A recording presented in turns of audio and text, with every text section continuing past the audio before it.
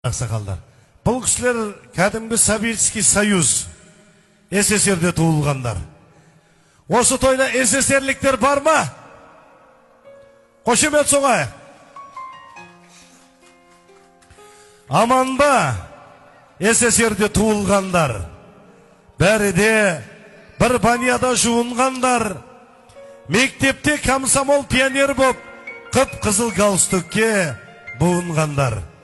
Екі сыммен жүннәски тоқығандар, уколдан жаны қалмай шошығандар, бонжуқ, күтінтақ деп, француз немістермен оқығандар.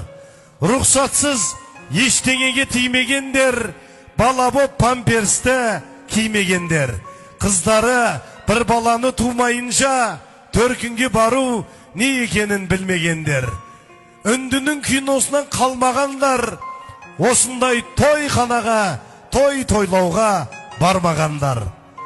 Галошты машина қып айдағандар, бутылканы кукулағып ойнағандар, атамның аузынан түскен біздеп, ер кісілер туат деп ойлағандар.